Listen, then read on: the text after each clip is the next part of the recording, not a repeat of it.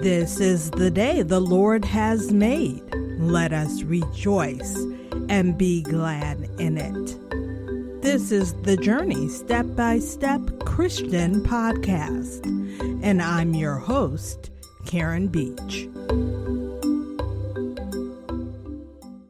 It's time for the Journey Step-by-Step Christian Podcast, and I am your host, Karen Beach. You know, a lot of times, and I can say this as a lifelong single woman, who wants to be married, but marriage a lot of times gets a bad rap. We hear so much about marriages that don't work and marriages that fall apart, but let's think about the fact that if 50% of marriages end in divorce, you can't assume that the other 50% that don't are made up of miserable people, because that's not the case. Sometimes you find the person that God meant for you to be with. And when you do, to me, marriage is like, you know, my friendship with my best friend. You know, we have our rocky times. There are times when she really gets on my nerves, but then she's my best friend for a reason. She knows me better than anyone else. We get along really well. And I've always wanted to have a really good marriage so that I could just have that partner in crime, that person that was always there with me. Which brings me to today's guest, David and Dana Hagstrom. They have moved across the world together from the United States to Central America. They have changed careers. They've done it all, and they've done it all together.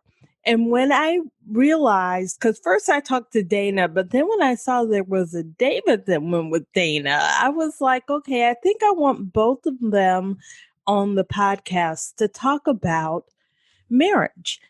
And talk about marriage from a positive perspective, because so often we hear about the negatives.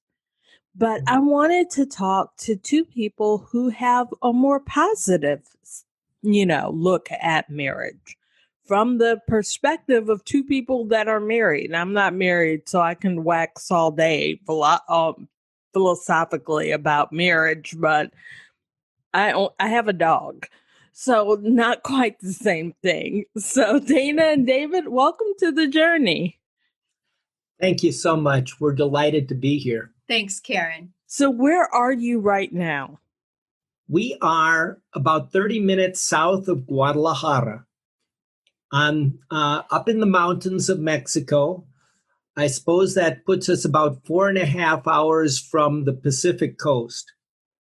Oh, wow. And so a lot of people think about Mexico as being hot and muggy because they went to a resort on the beach. But where we are, it's quite moderate and just beautiful year round. Wow, that must be amazing. So whenever people have been married for a long time, how long have you been married? We just celebrated our 21st wedding anniversary this summer. Okay, so you celebrated 21 years together, and you're not wringing each other's necks. So that's a good sign. We are delighted to be together. To be honest, though, I need to give you just a little bit of history. Okay, that was my next question. This is my first marriage. My wife decided that she no longer or did not want to be in a relationship with a man. And that came to an end. Okay. Dana's first marriage, she was beaten for years. Okay. So we both came to this relationship with our eyes open, with we weren't expecting the other person to be the savior. Right. You know, there's only one. And we have just been absolutely delighted beyond our dreams. Exactly. When you have that perfect husband ideal that you strive to meet that perfect husband, and sometimes you make a mistake the first time. And I feel like that's what I did. I rushed into a relationship with someone, and it's a whole long story how that all came to be, but I thought I could fix him and I would help him. And that's not what you bring into a marriage. But then when I met David, he was everything I'd ever dreamed of. And it was God's perfect timing too, that we met. And it's been the unfolding of this beautiful love story ever since. So I was already a pastor when we met, and I served as a pastor for 35 years, and Dana is a paralegal, and both of us helping other people. Yep. Yeah, we both have that built in. But those jobs kept us kind of running in different directions, Pastors work a lot on the weekends and evenings, meetings, that sort of thing. And I was a 8 to 5 girl. Right. So I come home at night. I want to be with my husband. No, he's running off to a church council meeting or a counseling session or something else. And on weekends, when I want to kick back and have fun, he's working on a sermon or, exhausted after a full day at church. So when we retired and moved to Mexico and were able to, spend time together and start building a business together, everything is together. And that I think our marriage is even stronger today than it was 4 years ago when we moved to Mexico. That's so interesting. And when you look at, do you feel that God was there from the beginning, kind of moving you together? Definitely. I know that it was a huge blessing to me in my ministry to have Dana alongside me, and she's been my biggest supporter and best friend through it all. And looking at ministry from the inside, there are a lot of hurts and a lot of ups and downs that you go through, and times when you don't feel like you're at all appreciated despite giving all you've got to give. And having Dana at my side has, given me huge strength in those times.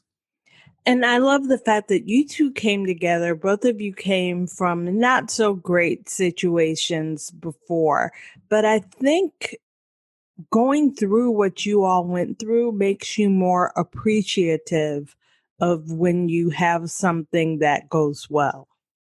Exactly. Absolutely. Well said. Yep. If you get married and have a happy marriage from the very beginning, you don't realize how blessed you are. Because like you said in your intro, there are a lot of people that are married, and some of them aren't necessarily happily married. Right. And they don't really know how to change that. And, right. And it's not like you said when you started about changing the other person. Because as women, we always think, well, we fall in love with potential. We fall in love a lot of times with what could be instead of what is. Well, he's like this, yeah, but if I could just, and it doesn't work that way. It never works that way, Well, and a lot of people fall in love, as we say, but with the idea that I will give to them as they give to me. I'll go halfway, but they better meet me in the middle.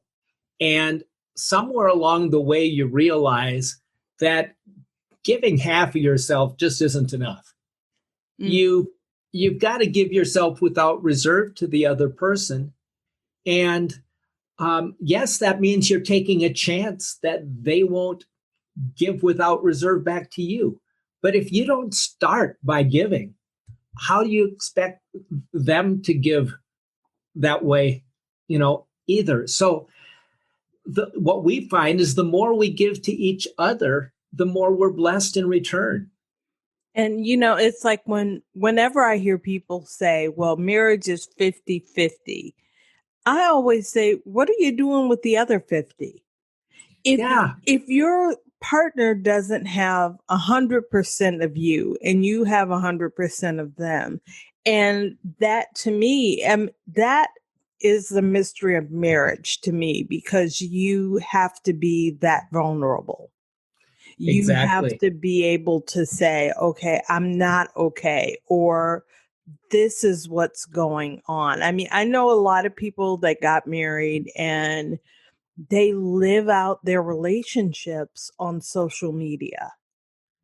You know, this is what happened. We argued about this. And sometimes what a person tells you in confidence is what they tell you in confidence. It's not about sharing it with everybody, getting everybody's opinion, getting a bunch of likes. But to me, if I'm with someone in a marital relationship, I should be able to tell you things that I can't tell anyone else and have that respected. Yes. Yes. And it should go without saying too, you know. That's true. Yeah. It should, but you know. It should. It often doesn't. And the fact is, you're going to make a mistake, or I'm going to make a mistake sometime along the way and say something I shouldn't. And that's the place where, as Christians, we have the gift of extending forgiveness, right, and being reconciled to each other and saying, okay, that didn't work. How can we do better next time? Right. And to be vocal about it, to let the other person know, rather than stuff it inside. You know, I've known a lot of women that they like to complain to other women about what their husbands are doing or not doing. And, you know, I have to ask them, well, does he know how you feel? And most of the time they say, well, no. Like, why would they tell him that it irritates them that he doesn't put the dishes away, or that he leaves his clothes on the floor? I mean, those are just odd little examples, but there are other deeper relationship issues that I think women and men probably too, but I can only speak for the women I'm in community with. We just keep it to ourselves, and that can fester, and that can be when you start going down that road. Yes. And the marriage starts to crumble a little bit. It's uncomfortable bringing up something that hurt me or you or something like that. And yet, if we don't do that and get it worked out between us, right, then we're just heading down the wrong road. Right. And I think what women are afraid of is how to have that conversation, you know, and it always comes back to do it with love. You know, anytime you have a problem with someone, whether it's your spouse or your best friend or your coworker or your boss, you know, we should always come at, is that Matthew 28? I don't know. That's what came to my head just now. I don't know. But it's where you deal with each other in love. 18. 18. Okay. Yes.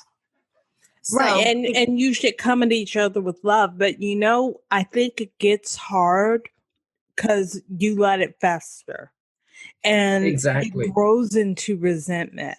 And then if you wait, it's not coming with love anymore, because you've got so much resentment in you that now it's anger. And it uses words like always and never. You always do this. You never do that. Exactly. Speaking as one that's done, you know, marital counseling over the years, when a couple comes into me and I ask, okay, what's the issue? Often I'll hear from one, and then the other will bring up another issue, and the first one will bring up another issue.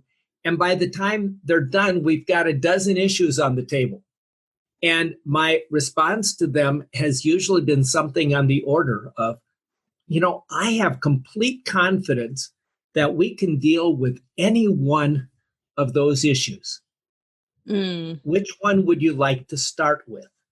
And the problem is that you can't deal with 12 issues at the same time. Right. You know? And so if you deal with them one by one as they come up, so you don't have that history and don't have all that baggage, you're so much better off.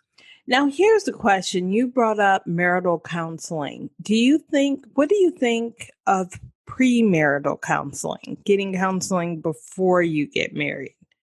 I think it's extremely important. And the longer that you do it before the marriage and the more seriously you take it, the better. I know a lot of couples have come in, and I've had people that decided not to have me marry them because I required a certain amount of premarital counseling, and they said, well, we don't want to bother with that. And or I've had those come in that say, well, we want to get married next week. And and I say, well, no, we need to do these things together before that. Right. And they see it as, so much additional hoops that they have to jump through. But the whole purpose of it is to help them. It doesn't do anything for me to Right. The purpose of it is just to help them to make sure that they've talked about all these things together. Well, I'm sorry, but when you do counseling, premarital counseling, marital counseling, when you talk to people that are married, what are the main issues that people have when it comes to problems in their marriages? Sure. I think one of the things that is the biggest issue to start out with is coming into marriage with starry-eyed optimism that everything's going to work out because we love each other. And they haven't. Yeah, I can see that. Yeah, they haven't really talked through all the different, aspects of life. And I used to give them a premarital inventory to each fill out independently, and then we'd get it scored. And it's not a matter of finding out, are you compatible? That's not what it's about at all. It's more of a matter of saying, okay, I see that there are some holes here that you haven't talked about this, or you disagree about this. Disagreements are great. Let's talk about it and see how you're dealing with that fact that you're different on this. Right. And so often they haven't talked about it, or if they have, they've just sort of haven't really talked it through. Right. And you want to help them to find ways to talk about things that they disagree about. In fact, one of the most productive things that we did in premarital counseling is find things that they disagree about and work through to an agreement.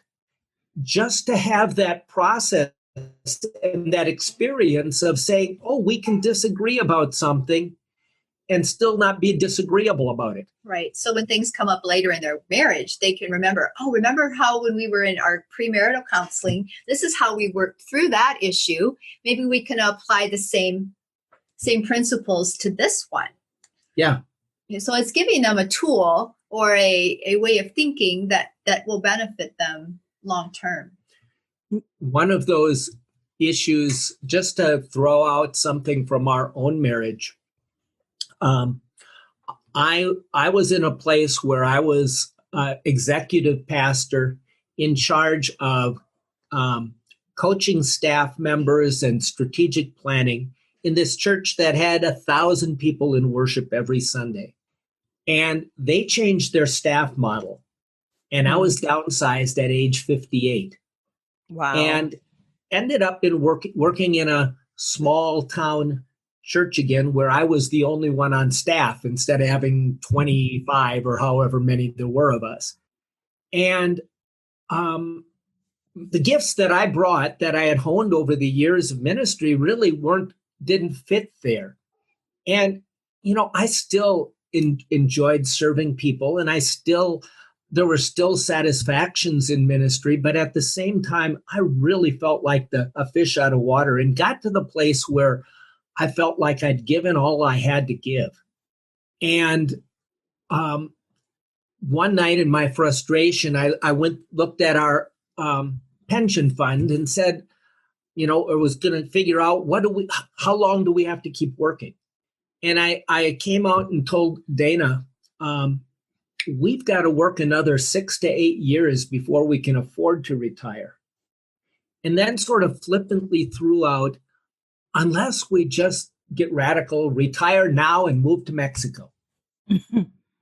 And well, you kind of already know the end of that story, but my inkling at that time was, I didn't know he was joking, for one thing. I knew he was serious about crunching our retirement numbers, but when he said we had to work another 6 or 8 years, I'm like, how are we ever going to do that?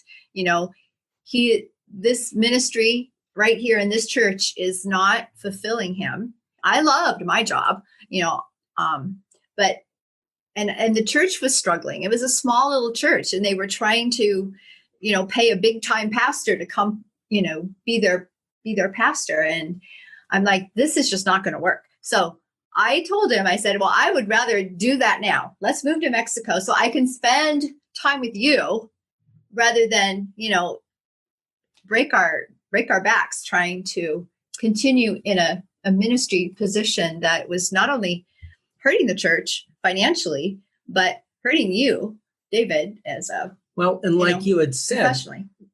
With my evening meetings and your daytime hours, we just weren't getting the time together for our relationship. That's right. And when you said you'd rather have the time with me than a higher standard of living, I was just overwhelmed and in tears. That idea that we could have time together to enjoy life together. Right. And we're still involved in ministry, and we could go into that in other ways, but we get to spend our lives together, and it's so rewarding and so joyful just to be able to share each day together. It is. And I can tell, and people that are in podcast land, you can't see the love that I can see between them. I can, because I'm recording this on Zoom, and I can see when David talks, the way Dana looks at him and the way that they look at each other. You can tell that there's really love there. Now, my myth that I hear people say, and my father remarried. My mom died when I was 15, and my dad remarried. So I'm 52, and I have a 26-year-old sister.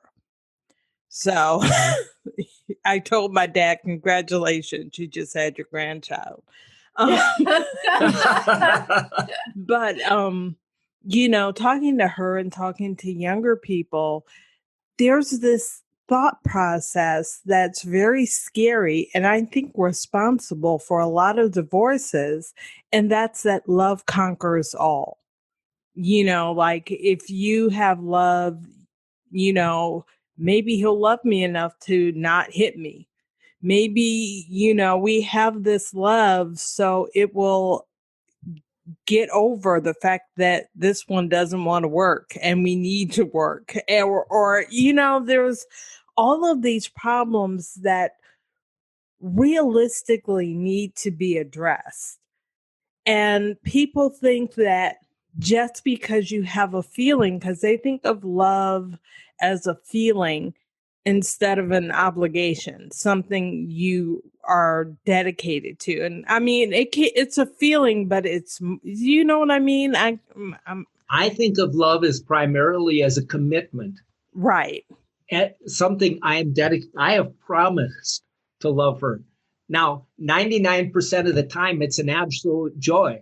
But the fact is, we both have our moments when loving the other isn't a joy, but it's a commitment I have made that I'm going to love her despite the fact that she's having a crappy day today and she's not very fun to be with right now. Right. And that's where I think a lot of people fall down, because if you think of love as only a feeling and not a commitment, there will be a day, there will be a time when you don't have that feeling. I think if you stick with it, it can come back. Yeah. But I think you have to say it has to be more than I don't feel that way about you today. So I'm going to go, with this other person, or I'm going to do something different. You have to say, okay, I'm going to be with you through the good times, and gosh, you're getting on my nerves right now, but I'm going to stick it out with you today to get through to the other side. And I just think that we need to be more mature about marriage sometimes than we are. I think a lot of people have this romantic, flowers on Valentine's Day, getting nice jewelry, but it needs to be more than that. It's, I love you in the good times, but I love you first thing in the morning. I love you, when you are sick and crabby. It has to endure all of those things to last. And it's never going to be good all the time. Right. Right. So this is why I should have a husband. Just saying.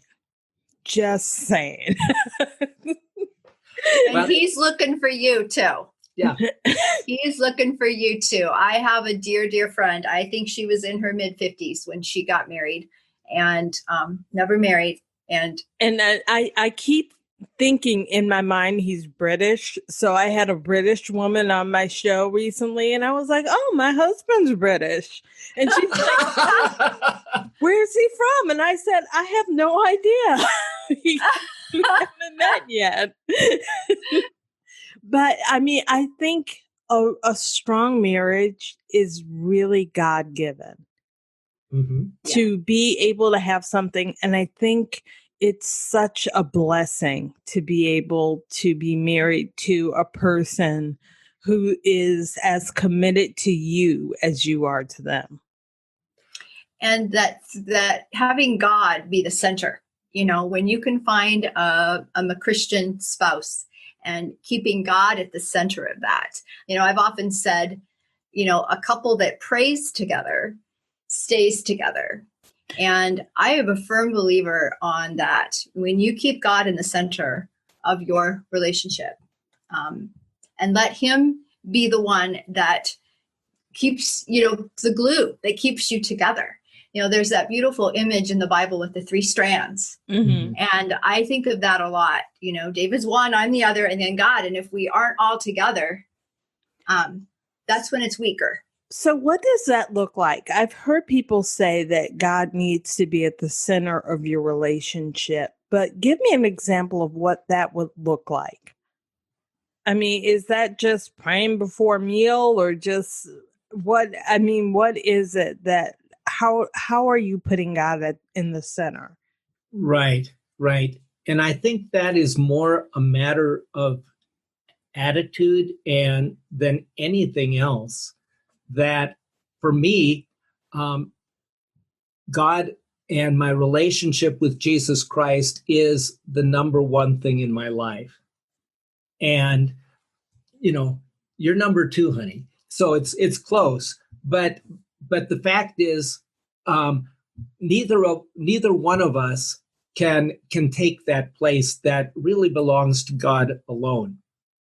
And as I spend time and truly dedicating myself to God and seeking him day after day,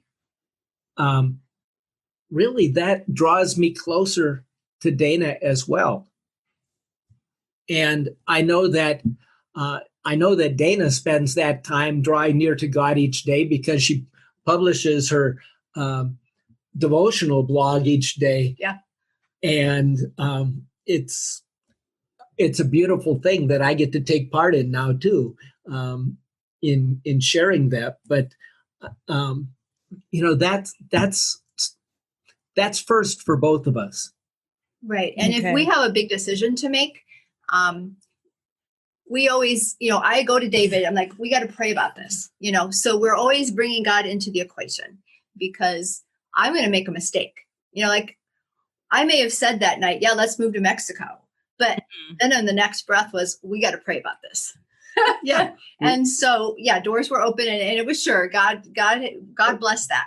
But we spent months checking out all the ins and outs of this, going to our financial advisor saying, is this a good decision? Right.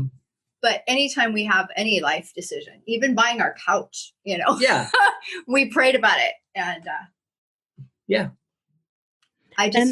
you just feel good about your decision when you know that you felt it be blessed by God. Now, here's a question. Ephesians chapter 5 is the chapter that talks about marriage. And a lot of people don't get any further than one verse. And that is, the one I'm talking about, David. Right. Wives, submit to your husband. Now, they don't see the verse that comes before it that says husband and wives submit to one another. They don't see any of the verses that come after it. So talk to me about what you think about Ephesians chapter 5. Well, first of all, the verse before that, as you said, says submit to one another in love. Mm-hmm. And then it says, wives to your husbands. It does not repeat the verb submit. It doesn't say wives submit to your husbands in Greek. In English, in order to make sense of it, we divide it into two sentences and we say, now wives submit to your husbands. But in Greek, it starts out, submit to one another. Then it says wives to your husbands. Then effectively later it says husbands to your wives, not in the same words, but that husbands are called to be there to serve their wives and give themselves for their wives as Christ gave himself for the church. Right. Now, if anything, I think of that as a higher standard of submission than the first one. But it doesn't come, that's not how people read it when they... No, I met a man once that said the problem with women is they don't know how to submit. And I was like, and I was with one of my girlfriends and she looked at me like, oh gosh, why did he say that to her? Because she knew what was coming next. So, but it's interesting though. Submission doesn't mean I run around and you do this and you do that. To me, and correct me if I'm wrong, it means submission as far as authority. If there is an issue that you disagree on, then you submit to your husband, who should be going to God and getting his submitting his will to God's will first. Yeah. And the fact is that he's going to be wrong sometime. And the man, not God. The man, yeah. And you need to be able to talk about that and to forgive and still trust and respect each other. Right. That word respect, I always like to kind of put that in the place of submit, because in my mind, that's what it was. Ladies, we have to respect our men. They love us like Jesus loves the church. We need to respect that. And fact is that the Bible quite often speaks of the husband as loving the wife and the wife as respecting her husband. Mm-hmm. And those two things, love and respect, are so important. So important. And I think men especially have a tendency very easily to feel disrespected and get sort of on edge about that. Right. Yeah. And it's important to show respect. Now, I respect you too, but I think, if you think of the two things, love and respect both need to go together there. I don't know if I could have a relationship with a man I didn't respect, and it's that important. It's like I need to be able to look at you and see someone that I respect, someone whose opinion I value, someone who I would look to for advice, for direction. So if, as a woman, if I don't have that respect, it's hard to, like you said, Dana, you replace the word submit with respect. I can't follow your will. Like if you say, okay, we are going to move, I think we should move to Mexico. I can't really, if I can't respect you, I would have a hard time doing that. Because if I can't respect you, then I think I got to do everything myself. That's how that comes across. But if you have respect, then it makes that possible. So I see how you say you have to love someone, but then you also have to respect them. And I think it goes for the husband and wife too. If my husband is leaving me in charge of certain things, then he needs to respect that I'm going to be able to do that. Right. Mm-hmm. Okay. And trust comes into that too. You've got love, respect, and trust. And it's a beautiful thing when they're all working right.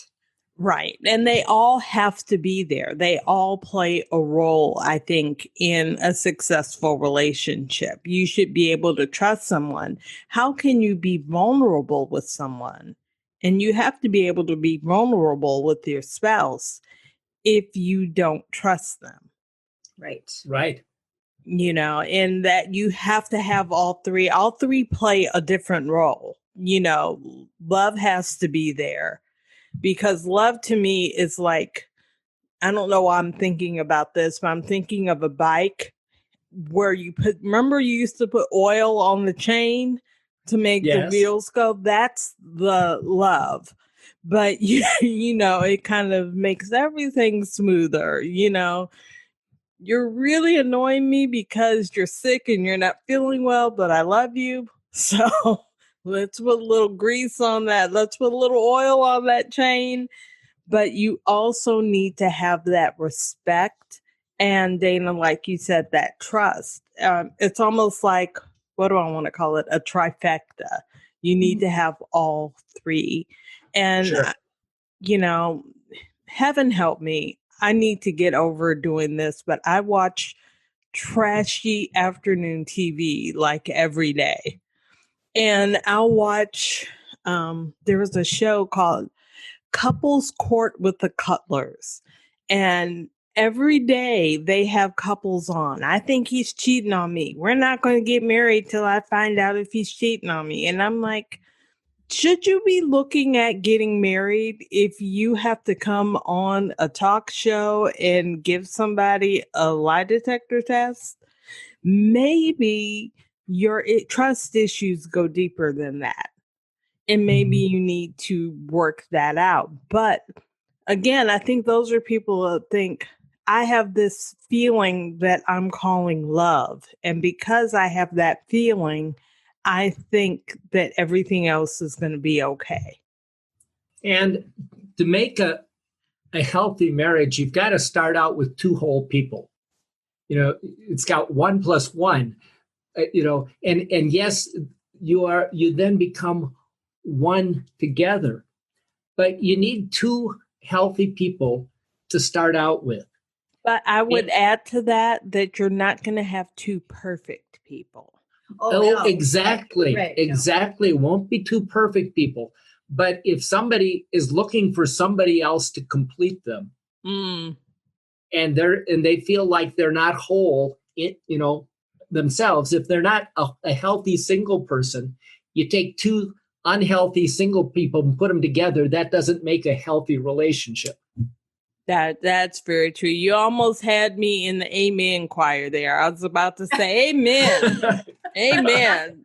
Because so many people think that is the case. I hate that saying that came from Jerry Maguire, you complete me. No, you need to complete yourself.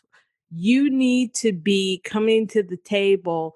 Yes, this is my problem. This is my problem. I'm not a perfect person, but I'm okay by myself. Mm-hmm. And I want to be with you. You want to be with me. And I don't need another person to complete me. I need someone else that maybe their strengths are some of my weaknesses. Mm-hmm. Mr. British guy needs to be good with money. That's all I'm saying. He needs to be good with money, because if we leave that up to Karen, we're going to be broke and panhandling. We're not going to be moving anywhere except from one tent city to the next if I'm in charge of it. But, you can have someone that compliments you, but they don't complete you. Right. Well said. Yeah, we find that's true for us. My strengths are not his, and vice versa. So. And realistically, when you think of two people coming together, I think of marriage as one of God's best self-improvement programs. Because reflected in Dana, I can see some of my weaknesses and see some of the things that I need to fix in me. And she sort of, smooths down some of those rough edges. That's not always something I embrace, but but it's something that's important for me to grow as a human being. And I always want to have that growing edge. I want to think that a year from now I am a healthier, stronger human being. Maybe not physically, because I'm getting older too, but in terms of my relationship with you, in terms of my relationship with God, in terms of my being emotionally healthy, I don't want to just be status quo. I want to be growing all the time. Exactly. That's one of the things I really love about him, is that he's got that inside him. He didn't just go to 4 years of college. He kept going, and I didn't even finish 4 years. So I'm super impressed by that. But, he's brought that out in me, where I want to, continue to grow. I want to be the best I can be. And what does that look like? And how can I stretch myself? I'm always looking for new ways to be better and to help other people be better. Yeah. And learning and growing isn't all measured by letters after your name. Well, I've learned that over the years. Yes. You are one of the smartest people that I know. Yeah, you don't have the letters there to prove it, but we fit together so well. I may have more letters after my name, but we still help each other. And now we're on this mission together. And work together. Yeah. Dana, where can people find your devotional? Okay, I post that at b-still.org. So www.b-still.org. The letter B or the word B? The word B. Okay, be still. So from Psalm 46:10, be still and know that I am God. That was one of my favorite life verses. So b-still.org. And people that watch the show or listen to the show, you're not watching it, but if you're listening, that will be in the show description. B.still b-still.org. Because who doesn't need a good devotional? I mean, and if they look up on Amazon, Dana Hagstrom, she's got 3 books published there: a devotional on Mark, one on Psalms, and one on Proverbs. That sounds great, and I love talking to you. And audience members, you're missing a treat, because I've been looking at the way the two of them look at each other. And after 21 years of marriage, to still be able to look at each other with that much love and admiration is huge. And I am so grateful, so thankful that you've come on my show, because I really feel like the two of you are a blessing. And I wish I could rub your heads so that I could meet a British British Well, guy. We will keep you in our prayers. That's good with We will money. pray for you, Karen. Yes. So thank you so much. I've really appreciated this. This has been amazing. Well, thank you for Thank the you. opportunity. Until next time, be strong and courageous. Do not be afraid or discouraged, for the Lord your God will be with you wherever you go.